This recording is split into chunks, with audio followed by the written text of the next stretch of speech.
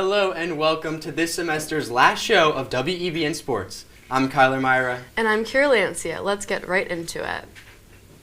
Phillip Rivers is now the oldest active player in the NFL. The newly turned 44-year-old is rejoining the Indianapolis Colts on their practice squad, coming out of his previous 2020 retirement. Rivers' comeback is the result of an injury crisis that left the team with 3 sideline quarterbacks.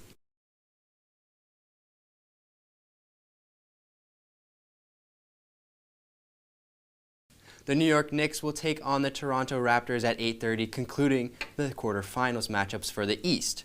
Tomorrow, the Oklahoma City Thunder and the Phoenix Suns will face off, and the Los Angeles Lakers will play the San Antonio Spurs, concluding the Western Conference matchups. The finals of this single elimination tournament is in a week. Jamal Murray is now the 19th player in Denver Nuggets history to be named NBA Player of the Week. Murray was named the Western Conference Player of the Week for games played from December 1st to December 7th. This is the first Player of the Week award that Murray has won in his career. Trade talks for Milwaukee Bucks All-Star Giannis Antetokounmpo are heating up. While the two-time MVP has not formally requested a trade, he has made it clear that he is open to one. Currently, the New York Knicks are the favorites to trade for Giannis, but many other teams have interest as well. With more news from the NBA, we have our correspondent, Chloe Fathom.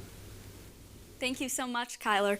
Houston Rockets forward Kevin Durant is now just the 8th NBA player to score 31,000 career points.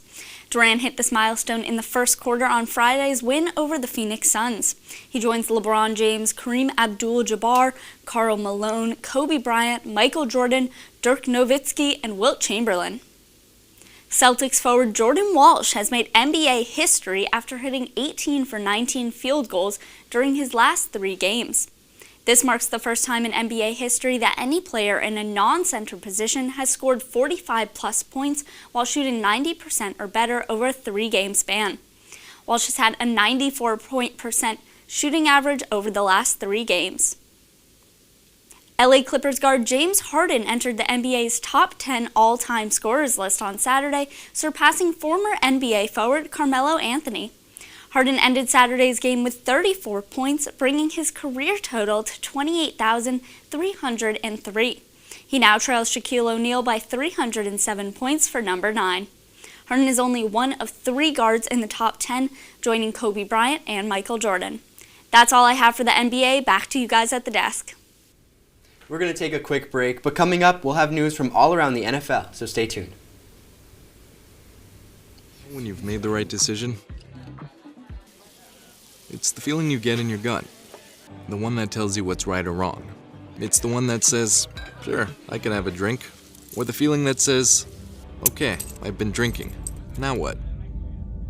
It's the voice inside you that says, I'm buzzed. Better leave the car when it's time to go. Plan ahead. Catch a sober ride. Buzz driving is drunk driving. Honey, what I think you need is a socket wrench. I played JV basketball. I'm sorry. I don't think it looks right. This is good, and it's all good, baby. Is it really all good?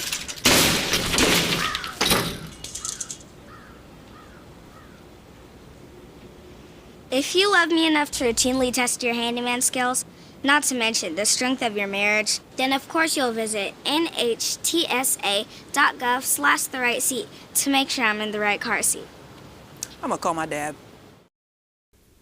Welcome back to WEBN Sports. Coming out of Week 14, many NFL teams have suffered major injuries that could affect the run of the season. The Indianapolis Colts quarterback Daniel Jones endured an Achilles injury during their game against the Jacksonville Jaguars this past Sunday. The Washington Commanders lost Jaden Daniels once again to another elbow injury after he had just returned from dislocating his elbow in Week 9. Commanders tight end Zach Ertz also left the game with a season-ending torn ACL. The race for the first seed in the AFC is heating up. The Denver Broncos took advantage of the New England Patriots bye week by beating the Raiders on Sunday. The win took the Broncos up to 11-2, matching the Patriots and pushing the Broncos ahead on a tiebreaker. Both teams will carry a 9-game win streak into Week 15. For more on the happenings around the NFL, Gina Simeone tells us more. Thank you so much, Kyler.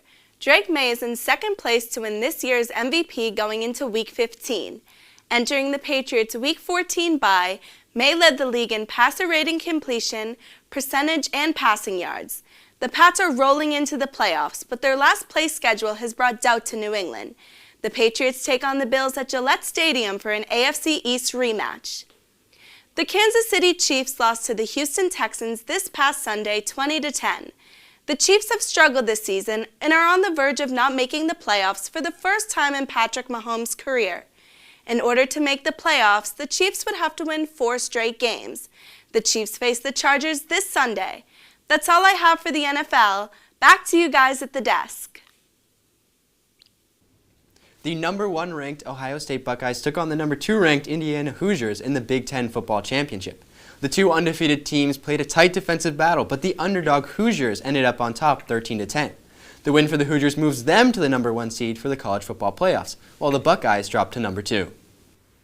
The Emerson Lions men's basketball team is on a 3-game win streak coming out of their most recent matchup against WEBN College. They managed their 79-76 win with the help of 2 key players. Brendan McNamara and Hank Gramlich both scored 13 points each. Tomorrow they will go up against Bridgewater State, hoping to continue their streak. We're going to take one more short break. Stick around for the news on the NHL. Let's go see your room.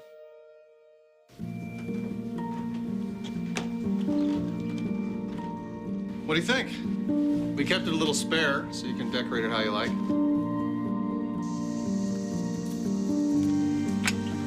Dinner! Go? Excellent. Soccer is fun. Yeah, I saw you guys out there. We're the family. Yeah! Oh, I thought you were on my team. Wait,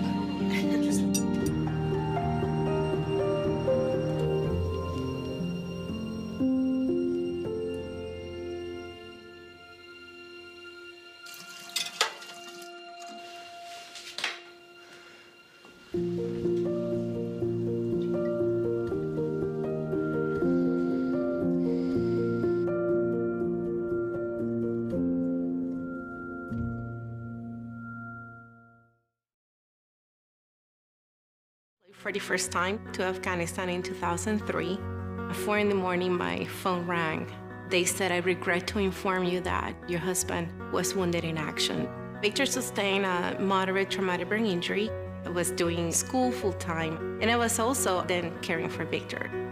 One of the most important elements of caregiving is taking care of yourself. I just didn't want to forget that I also had goals and that I also had a life. What I did is I challenged Victor to meet me halfway. He asked all his therapists to help him undertake some of the house chores. There are almost 6 million military and veteran caregivers across the nation. We have our own journey, and we can fulfill that journey at the same time that we are helping our loved one. Visit aarp.org/caregiving for a free military veterans guide to navigate your caregiving journey. Welcome back to WEBN Sports. Hockey will begin in 2 months at the Winter Olympics in Milan, Italy. Or will it? According to the issues ongoing with the Olympic ice hockey rink being constructed, it's causing safety concerns for playoffs. While the issues could be fixed in time for the competition, NHL Deputy Commissioner Bill Daly spread the message. If the ice isn't safe, the NHL will take its puck and go home. Last night, the Detroit Red Wings beat out the Vancouver Canucks 4-0. Andrew Kopp, Dylan Larkin, James Van Riemsdyk, and Nate Danielson all scored 1 goal each. The Red Wings will go up against the Calgary Flames tomorrow night. For the headlines on the NHL, we have our correspondent Andrew Miller. 6-7 on Saturday. The victory snapped a 4-game losing streak for the Panthers, their longest slump since 2020. Conn Smythe Trophy winner Sam Bennett birdied the game-winning goal with just 3 seconds left in overtime. Veteran Brad Marchand also contributed with a goal and 3 assists. The Panthers face the Utah Mammoth tomorrow night. The Bruins took on the New Jersey Devils on Saturday, winning 4-1 despite missing star David Pastrnak due to an undisclosed injury. Goalie Jeremy Swayman finished the game with 29 saves. Morgan Geekie is now second in goal scoring in the league with his 22nd goal of the season. The Bruins move on to face the St. Louis Blues tonight at 8. That's all I have for you at the NHL. Back to you guys at the desk. Lando Norris won the 2025 Formula One Drivers' Championship on Sunday. It was a 3-headed battle for the final race between Red Bull driver Max Verstappen and both McLaren drivers Lando Norris and Oscar Piastri. Coming into the race, Norris had a 12-point lead in the driver's standings, meaning his third-place finish in the race guaranteed the championship for him. Thanks for watching WEBN Sports this semester. A reminder that we will have no show in the next month for winter break. And another reminder that this will be my final ever episode for WEBN Sports.